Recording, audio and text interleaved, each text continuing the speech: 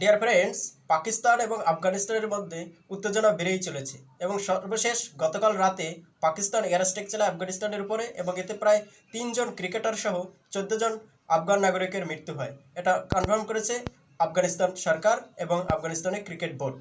তো দেখা যাচ্ছে গতকাল কিন্তু 48 ঘন্টার যে তাদের যুদ্ধবিরতি, যেটা সৌদি আরব এবং কাতারের মধ্যস্থতায় হয়েছিল, সেটা গতকালই শেষ হয়ে গিয়েছিল এবং এরপরই পাকিস্তান আক্রমণ করেছে আফগানিস্তানের উপরে। ফলে দক্ষিণ এশিয়া জুড়ে আরও একবার একটা যুদ্ধের আশঙ্কা দেখা দিয়েছে এবং এই যুদ্ধ হবে মূলত একটা প্রক্সিওয়ারের মতো, যেখানে পাকিস্তান এবং আফগানিস্তান দুটোই এক প্রক্সি হিসেবে কাজ করবে। এই যুদ্ধের মূলত নাটাই থাকবে আমেরিকা, চীন আর ভারতের হাতে। এই যুদ্ধটা আসলে এখন পর্যন্ত যেহেতু যুদ্ধ হয় নাই, এখন পর্যন্ত এটা এসকালেশন বলা যায় এবং এইটা যুদ্ধের রূপান্তর হতে পারে। তো দেখা যাচ্ছে যে এই যুদ্ধের কিন্তু বেশ কয়েকটা কারণ রয়েছে। প্রথম কারণ হচ্ছে ঐতিহাসিক যে দ্বন্দ্ব পাকিস্তান এবং আফগানিস্তানের মধ্যে। যদিও প্রথমে এই দ্বন্দ্ব ছিল আফগানিস্তান এবং ব্রিটিশ ভারতের সাথে, যেখানে 1893 সালে যখন আফগানিস্তানকে ব্রিটিশ ভারত থেকে আলাদা করে দেওয়া হয়, তখন একটি রেখা দেওয়া হয়েছিল, অর্থাৎ সীমানা ভাগ করে দেওয়া হয়েছিল, যার নাম দেওয়া হয়েছিল ডুরান্ট লাইন, যেটা হয়েছিল 1893 সালে। কিন্তু ওই 1893 সাল থেকেই আফগানিস্তান এটার বিরোধিতা করে।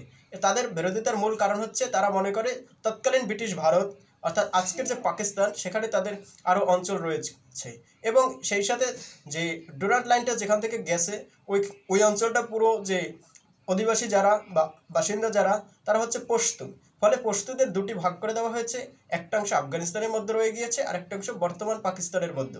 ফলে তারা এটা মনে করে যে আসলে পশতু জাতিদের মধ্যে বিভাজন ঘটাতেই এই ডুরান্ট লাইন এখানে দেওয়া হয়েছে।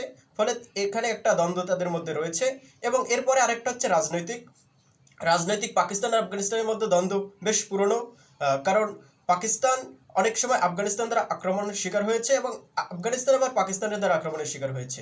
যেমন 9/11-এর পরে যেভাবে পাকিস্তান আমেরিকাকে সমর্থন করেছিল এবং আমেরিকা পাকিস্তানের বিভিন্ন ঘাঁটি ব্যবহার করে আফগানিস্তান পর হামলা করেছে, তা ইতিহাসে একদম সামনের পেজে লেখা থাকবে। এর কারণ হচ্ছে ওই তালেবান, একদিকে তারা তালেবানকে সমর্থন করেছিল, আবার একদিকে আমেরিকাকে সমর্থন করেছিল। পাকিস্তান বলেছে আমরা সন্ত্রাসবাদের বিরুদ্ধে লড়াইতে আমেরিকার সাথে রয়েছি, অথচ আফগানিস্তানে থাকা সবচেয়ে বড় যিনি সন্ত্রাসী ছিলেন ওসামা বিন লাদেন, তাকেই কিন্তু তারা আফগানিস্তানে থেকে নিয়ে এসে পাকিস্তানে আশ্রয় দিয়েছিল। ফলে দেখা যায় তাদের মধ্যে এই রাজনৈতিক একটা বিরোধ রয়েছে। এবং এরপরে যখন তালেবানকে আবার তারা ফান্ডিং করেছিল একটা সময়, সে সময় কিন্তু এই অঞ্চলেই আরেকটা বাহিনী গঠে উঠেছিল, যেটা এখন রাজনৈতিক দলে পরিণত হয়েছে, টিটিপি বা তেহরিকে তালেবান পাকিস্তান। মূলত পাকিস্তানের সাথে বর্তমান সময়ে যে আফগানিস্তানের এই দ্বন্দ্ব, এটা হচ্ছে এই টিটিপিকে কেন্দ্র করে। কারণ এই যে টিটিপি, এটা কিন্তু পাকিস্তানের একটা অংশে তাদের কর্তৃত্ব দাবি করে, যেটা খাইবার পাখতুনখোয়া প্রদেশ এবং বালুচিস্তানের একটা অংশ জুড়ে।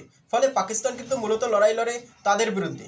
এবং এর বাইরে যেটা দেখা যায় যে একটা কৌশলগত লড়াইও কিন্তু রয়ে গেছে। এটা হচ্ছে এই অঞ্চলটিতে পাকিস্তান, আফগানিস্তান যেটা মনে করে যে পাকিস্তান যেন কখনোই আফগানিস্তান দ্বারা আক্রমণের শিকার না হয়। এবং এক্ষেত্রে পাকিস্তানের দাবি হচ্ছে যে আফগানিস্তানকে দিয়ে ভারত আসলে পাকিস্তানকে অস্থিতিশীল করার চেষ্টা করছে, যেটা পাকিস্তানের প্রতিরক্ষা মন্ত্রী খাজা আসিফ গতকালও বলেছেন যে আসলে কাবুল ভারত দ্বারা নিয়ন্ত্রিত হচ্ছে এবং কাবুলের সব সিদ্ধান্ত আসে দিল্লি থেকে। এর কয়েকদিন আগে মাত্র আফগানিস্তানের যিনি পররাষ্ট্রমন্ত্রী মুত্তাকি, তিনি ইন্ডিয়া এসেছিলেন এবং 6 দিনের একটা সফর করে গেছেন। তিনি দেওবন্দ সহ বিভিন্ন স্থানে গিয়েছেন এবং ঘোষণা করেছেন যে ভারতের সাথে তাদের বন্ধুত্বপূর্ণ সম্পর্ক। অন্যদিকে ভারতের পররাষ্ট্রমন্ত্রী এস জয়শঙ্কর বলেছেন আফগানিস্তানের অভ্যন্তরে তাদের যে হাইকমিশন রয়েছে সেটাকে আবারও খোলা হবে। ফলে দেখা যাচ্ছে আফগানিস্তান এবং ইন্ডিয়ার সাথে একটা সুসম্পর্ক গড়ে উঠতে চলেছে। এটাও ঠিক যে আফগানিস্তানের সেখানে মিত্র প্রয়োজন, কারণ 2021 সালে যখন তারা কাবুল জয় করে, এরপর থেকেই তারা কিন্তু বন্ধু শূন্য রয়েছে। একমাত্র রাশিয়া তাদেরকে সমর্থন দিয়েছে, এর বাকি কোনো দেশ এখন পর্যন্ত তাদের সরকারকে রেকগনাইজ করেনি বা স্বীকৃতি দেয়নি। ফলে তারা এখন বন্ধুত্বের খোঁজে বেরিয়েছে এবং ইউরোপেও তারা মিশন চালাচ্ছে। ফলে দেখা যাচ্ছে তারা বন্ধুর খোঁজে ভারতকে পেয়ে যাচ্ছে। আবার ভারত যেহেতু কয়েকদিন আগে কাশ্মীরের পহলগাম অ্যাটাকের পরে পাকিস্তানের সাথে তাদের যুদ্ধ যেতে হয়েছে এবং সেখানে কিন্তু তারা বহির্বিশ্বের কোনো সাপোর্ট পায়নি, ফলে তারা এখন আফগানিস্তানকে বন্ধু হিসেবে বেছে নিয়েছে এবং আফগানিস্তানের মাধ্যমে তারা চাইবে যে পাকিস্তানকে এক প্রকার অস্থিতিশীল রাখতে ওই সীমান্তে। ফলে পাকিস্তানের জন্য যেটা হবে যে একটা টু ফ্রন্ট ওয়ারে যেতে হবে, মানে দুই দিক থেকে লড়াই করতে হবে তাদের। একদিকে যেমন তাদের পাকিস্তানকে আফগানিস্তান সীমান্তে যেতে হবে, একইভাবে পাকিস্তান কিন্তু ভারত সীমান্তেও আসতে হবে। ফলে দেখা যাচ্ছে পাকিস্তান কিন্তু দুই দিকে ফেঁসেও যেতে পারে। আবার অন্যদিকে আফগানিস্তানের জন্য যেটা সংকট, তাহলে আফগানিস্তানের অর্থনৈতিক অবস্থা খুবই খারাপ। কারণ আফগানিস্তানকে তো দুইটা বড় যুদ্ধ ধ্বংস করে দিয়েছে, প্রায় 30 বছর তাদের যুদ্ধ করতে হয়েছে দুটি দেশের বিরুদ্ধে। এছাড়াও তাদের একটা শরণার্থী সমস্যা রয়েছে, অনেক আফগান কিন্তু পাকিস্তানে বসবাস করে, এটা একটা তাদের জন্য বড় সমস্যা। সেই সাথে পাকিস্তানের জন্য যেটা হচ্ছে যে পাকিস্তানকে কিন্তু আমেরিকা প্রক্সি হিসেবে ব্যবহার করতে চাইছে। কারণ কয়েকদিন আগে মার্কিন প্রেসিডেন্ট ডোনাল্ড ট্রাম্প তিনি ঘোষণা করেছিলেন যে বাগরাম ঘাটির তিনি দখল নিতে চান। আফগানিস্তান থেকে কড়া প্রতিক্রিয়া এসেছে, চীনের বিরোধিতা করেছে, রাশিয়ার বিরোধিতা করেছে।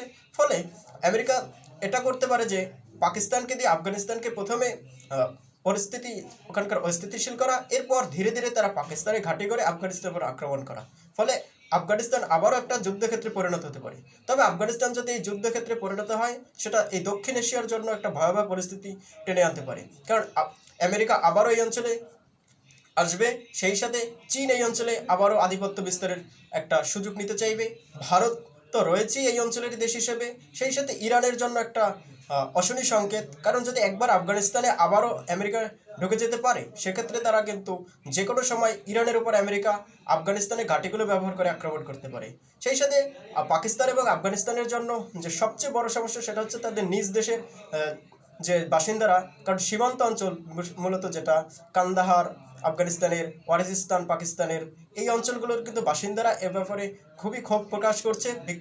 তারা বিক্ষোভ এখন দেখানোর পথে রয়েছে, কারণ তারা আসলে এগুলো কোনোভাবেই মেনে নিতে পারছে না। কারণ দিন শেষে যতই এয়ার স্ট্রাইক হোক, হামলা পাল্টা হামলা, জীবন যাচ্ছে ওই অঞ্চলের বাসিন্দাদের। যে যতজন নাগরিক এখন পর্যন্ত মারা গেছে, সবই কিন্তু দুইটি দেশের, অর্থাৎ দেখা যাচ্ছে প্রক্সিয়ার হিসেবে কিন্তু নিজেদেরই ক্ষতি করছি। অন্যদিকে আর